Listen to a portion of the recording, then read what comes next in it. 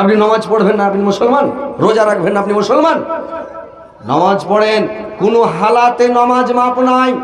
আপনার হাত ভেঙে চুর হয়ে গেছে, আপনি অজ্ঞান হয়ে যাননি, আপনাকে নামাজ পড়তে হবে, ওয়াক্ত হয়েছে, নামাজ পড়েন। পা ভেঙে চুর হয়ে গেছে, এক সাইড নয়, পা নাই, আপনার শেষ হয়ে গেছে, আপনার হুঁশ আছে, জ্ঞান আছে, পুরা ব্যথায় থাকতে পারেন না, অথচ আপনাকে নামাজ ওয়াক্ত হয়েছে, নামাজ পড়তে হবে। ও নামাজ মাপ কখন? যখন আপনি অজ্ঞান হয়ে যাবেন, বেহুশ হয়ে যাবেন। বেহুশ অবস্থায়, অজ্ঞান অবস্থাতে নামাজ মাপ আছে, তার আগে নামাজ মাপ নাই।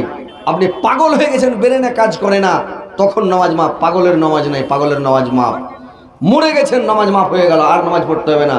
আপনি যে কর্ম করেছেন এর ফল আপনি কবরে ভোগ করতে থাকবেন। মুসলমান, ভালো করে শুনলেন, মুসলমান হয়েছেন, আল্লাহ পাক আমাদেরকে তৈরি করেছেন ইবাদত করার জন্য, বান্দিগি করার জন্য, তাসবিহ পড়ার জন্য, জিকির করার জন্য, আল্লাহকে ডাকার জন্য, আল্লাহর গুণগান করার জন্য আল্লাহ তৈরি করেছেন। আল্লাহ কোরআনে বলে দিয়েছেন, ওমা খালাকতুল জিন্না ওয়াল ইনসা ইল্লা লিয়াবুদুন, যে আমি জিন আর ইনসানকে আমি তৈরি করেছি একমাত্র আমার ইবাদতের জন্য, তাসবিহ পড়ার জন্য, জিকির করার জন্য। আমি দুনিয়াতে জমি কেনার জন্য, বাড়ি করার জন্য, গাড়ি করার জন্য, আর আমি এই জন্য মানুষকে তৈরি করিনি যে আমার বান্দারা দুনিয়াতে যাবে, বাড়ি করবে, গাড়ি করবে, আর দুনিয়াতে মাস্তি করবে, আর দুনিয়াতে দুনিয়াতে মেতে থাকবে। এই জন্য আল্লাহ তৈরি করেনি ভাই, আমাদেরকে তৈরি করেছে যেন আমরা আল্লাহর ইবাদত বান্দেগি করি, তাসবিহ পড়ি, জিকির করি, আল্লাহকে ডাকি, আল্লাহকে স্মরণ করি। এই জন্য আল্লাহ পাক আমাদেরকে তৈরি করেছে, বুঝতে পেরেছেন তো ভাই? নামাজ পড়েন, রোজা রাখেন, সব সময় তাসবিহ পড়েন, আল্লাহ বিল্লাহ করেন, আল্লাহর সামনে দাঁড়াতে ভয় করেন। যদি আপনি দুনিয়াতে মাস্তানি করে যাবেন, দুনিয়াতে আপনি নামাজ পড়বেন না, রোজা রাখবেন না, দুনিয়াতে কুকর্ম করে যাবেন, খারাপ কাজ করে যাবেন, পাপ করে যাবেন, কিয়ামতের দিন জবাব দিতে হবে, হিসাব দিতে হবে। যে কর্ম করবেন তার ফল ভোগ করতে হবে। আল্লাহ বলে দিয়েছেন, ওয়াহাদাইনাহুন নাজদাইন, আমি দুটা পথ তৈরি করে দিয়েছি, একটা সোজা পথ, একটা বেঁকা পথ, একটা জান্নাতের পথ, একটা জাহান্নামের পথ। তুমি কোন পথে যাবে তুমি বাছাও করে নাও। যদি সোজা পথে যাও জান্নাতে যাবে, বেঁকা পথে যাও জাহান্নামে যাবে।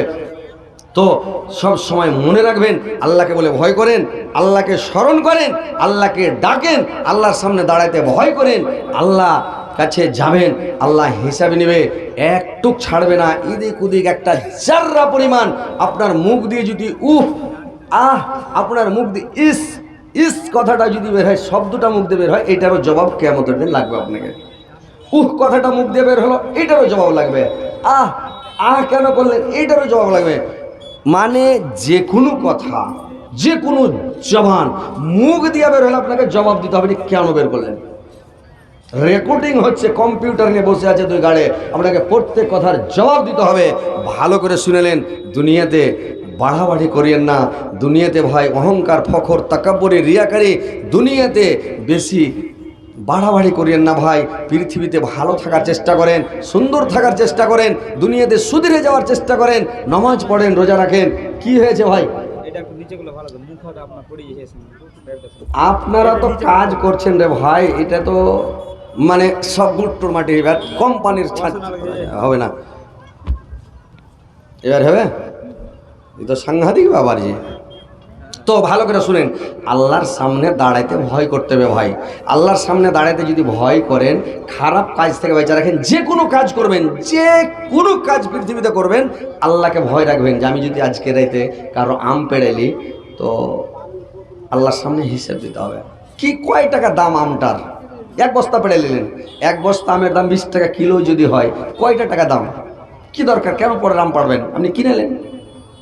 আল্লাহকে বলে ভয় করেন, কিয়ামতের দিন আমি কি জবাব দিব? ওইটা কাজ ছেড়ে দিলেন। আপনি কারোর আইল কাটিয়া পানি বাহির করে নিলেন ধানের ভুঁয়ে, কাটাইতে যাওয়ার সময় আল্লাহকে বলে ভয় করেন, যেটা কাজ করবো আল্লাহ তো কিয়ামতের দিন ধরবে, হিসাবে নেবে, কি করে জবাব দেব? আল্লাহ তো ছাড়বে না। মন করে দেন না, খবরদার, পাপ কাজ করাই যাবে না। যে কোনো কাজ যখনই করতে যাবেন, আল্লাহকে বলে ভয় করেন, এই কাজ করলে আমাকে হিসাব দিতে হবে। আপনি পাপ থেকে বেঁচে যাবেন, জাহান্নাম থেকে বেঁচে যাবেন। আল্লাহর সামনে দাঁড়াইতে ভয় করেন। আল্লাহ কোরআনের মধ্যে বলছেন, وَأَمَّا مَنْ خَافَ مَقَامَ رَبِّهِ وَنَهَى النَّفْسَ عَنِ الْهَوَى فَإِنَّ الْجَنَّةَ هِيَ الْمَأْوَى। আল্লাহ পাক বললেন, তোমরা আল্লাহর সামনে দাঁড়াতে যারা ভয় করবে, আর কুবরিতা কাজ থেকে, খারাপ কাজ থেকে যারা বিরত থাকবে, ফাইনাল জান্নাতা হিয়াল মাওয়ার জন্য রয়েছে জান্নাত। আল্লাহ অন্য জায়গাতে বললেন, ওয়ালিমান খাফা মাকামা রাব্বিহি জান্নাতান, যে ব্যক্তি আল্লাহর সামনে দাঁড়াতে ভয় পেয়েছে তার জন্য দুটি জান্নাত। যারা ভয় করবে, সব সময় দিলের মধ্যে ভয় রাখবে, আল্লাহর সামনে দাঁড়াতে ভয় করবে, কিয়ামতের দিন হিসাব দিতে ভয় করবে, ওই লোকটার জন্য রয়েছে জান্নাত রে ভাই। তো ভাইরা আমার, বন্ধুরা আমার, মা খালা নারীরা আমার, ভালো করে শুনলেন, আল্লাহর সামনে দাঁড়াতে হবে, হিসাব দিতে হবে, জবাব দিতে হবে। কেউ বাঁচবেন আজকে পৃথিবীতে লুকিয়ে কোনো কুকর্ম করবেন, খারাপ কাজ করবেন, রাতের অন্ধকারে করবেন, কিন্তু কিয়ামতের দিন সারা পৃথিবীর মানুষ দেখবে, সারা দুনিয়ার মানুষ দেখবে রে ভাই।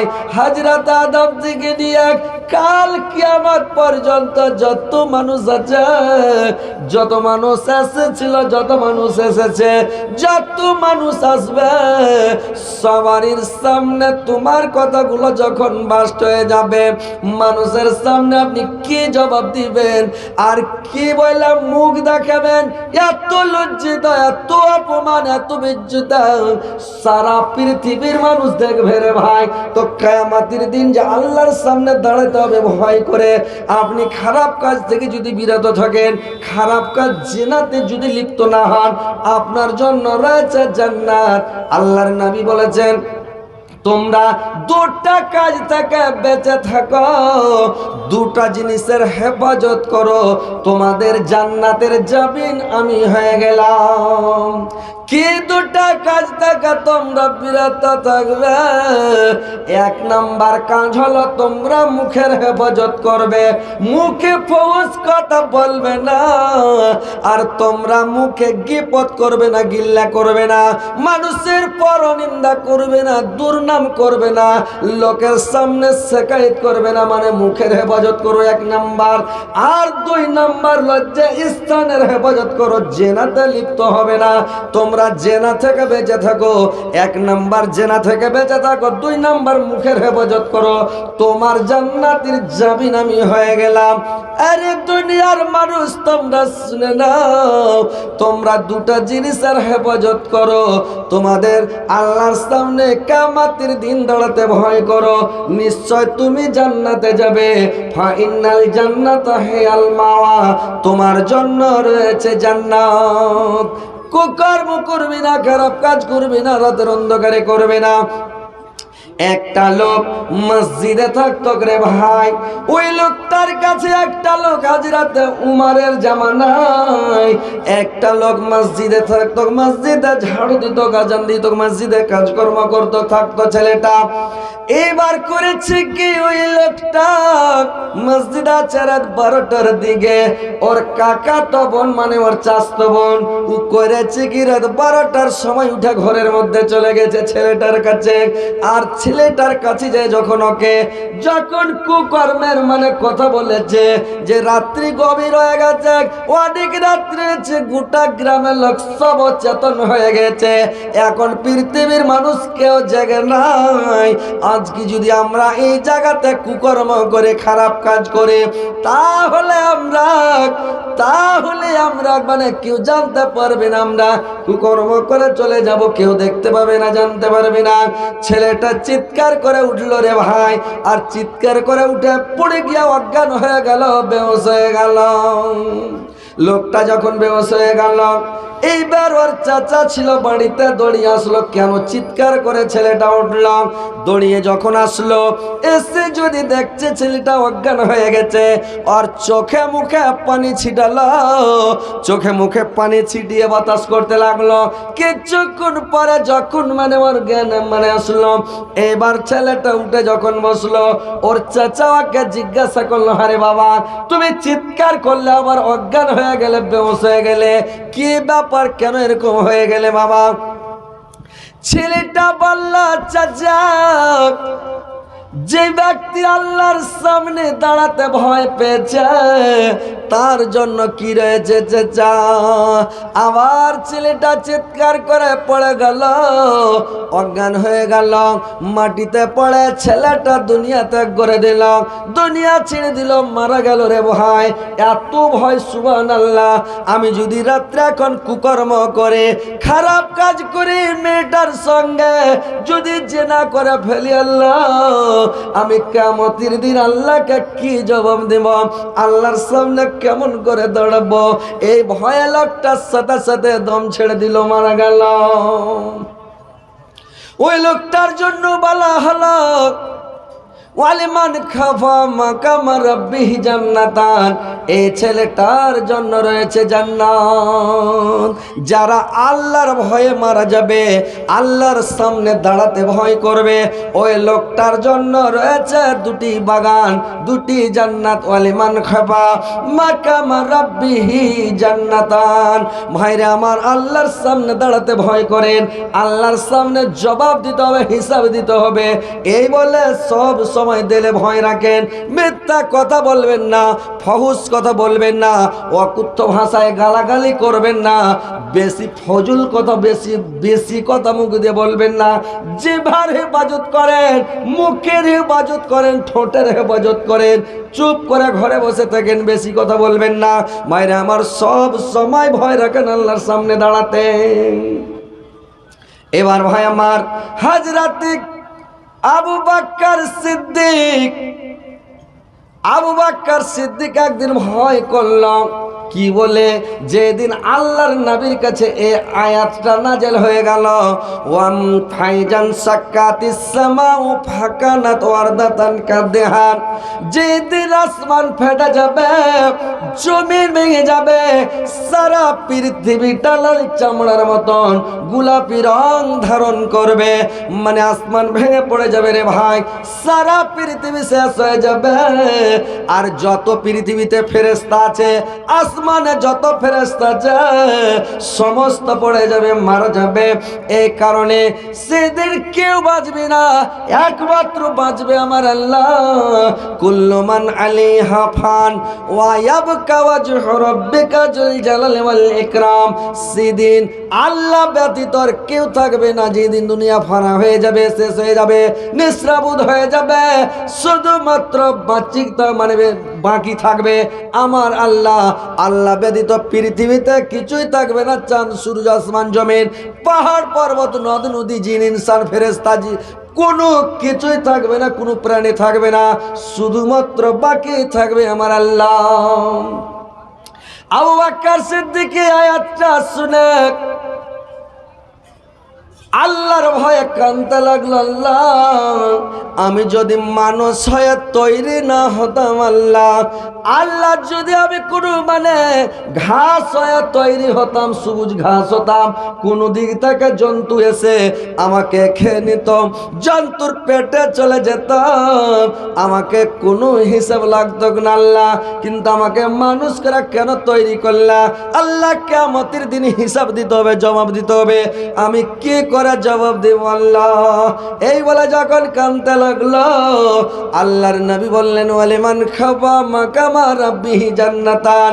যে ব্যক্তি আল্লাহর সামনে দাঁড়াতে ভয় পেয়েছে, আল্লাহর ভয়ে যে লোকটা কাঁদবে, তার জন্য রয়েছে দুটি জান্নাত।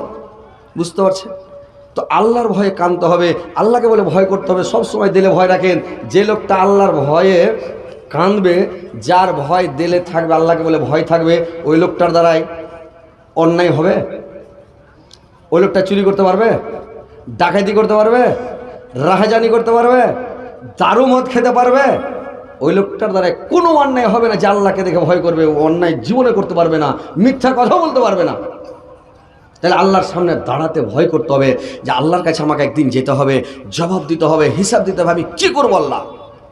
সব সময় ভয় করতে হবে যে আল্লাহর সামনে আমি দাঁড়াবো কী করে, হিসাব দেবো কী করে, জবাব দেবো কী করে, কি বলবো আল্লাহকে, এই বলে সব সময় দিলের মধ্যে ভয় রাখতে হবে। আহা ভাইরে আমার, বন্ধুরে আমার, আল্লাহর সামনে দাঁড়াতে ভয় করেন। আপনারা শুনেছেন, জানেন যে একটা লোক ছিল পৃথিবীতে, লোকটা ৯৯টা কাতাল করেছে, ৯৯টা লোককে মার্ডার করেছে, মেরে ফেলেছে। এমন খাতরা লোক, এমন ডেঞ্জারাস লোক রে ভাই, যে ৯৯টা লোককে কাতাল করে দিয়েছে, মেরে ফেলেছে। মাইরা ফেলা দেওয়ার পরে তখন ওর হুঁশ হয়েছে, জ্ঞান হয়েছে, আল্লাহ আমি ৯৯টা লোককে কাতাল করে দিলাম, মেরে দিলাম। আল্লাহ আমি কি করে আল্লাহর সামনে জবাব দিব? কিয়ামতের দিন আল্লাহর সামনে কেমন করে দাঁড়াবো? কি বলে আমি জবাবটা দিব? আর মানুষকে মেরে ফেলাটা মহাপাপ। মানুষকে মেরে ফেলা, কাতাল করা মহাপাপ। বুঝতে পারছেন? জীবনে মানুষকে মেরে ফেলবেন না ভাই, কোনো মানুষকে আর বুদ্ধি দিয়েও মারাবেন না। যদি বুদ্ধি দিয়ে মারান তো আপনি ওই মেরে ফেলার মধ্যে গন্তি হয়ে গেলেন, আপনাকেও জবাব লাগবে, আপনি ফেঁসে গেলেন। তো বুদ্ধিও দেওয়া চলবে না, আর আপনি নিজের হাতেও মারবেন না। বুঝতে পারছেন? মানুষকে মেরে ফেলা মহাপাপ। মহাপাপ হলো ৯টা। এই ৯টা মহাপাপ থেকে আপনাকে, আমাকে, সারা বিশ্বের মানুষকে বেঁচে থাকতে হবে। বুঝতে পারছেন? কি ৯টা মহাপাপ শুনবেন? এই ৯টা পাপ মনে রাখবেন, আর এই ৯টা পাপ থেকে বেঁচে থাকবেন। একটা হচ্ছে গোনহায়ে সাগীরা। সাগীরা গোনহার জন্য তোবা করতে হবে না, কান্ত হবে না, মাপ চাইতে হবে না। সাগীরা গোনহা যেটা, আল্লাহ আপনি মাফ করে দেবেন। আর যেটা কবিরা গুনাহ, ওর লেগে আপনাকে তোবা করতে হবে, তোবা করতে হবে, মাফ চাইতে হবে আল্লাহর কাছে।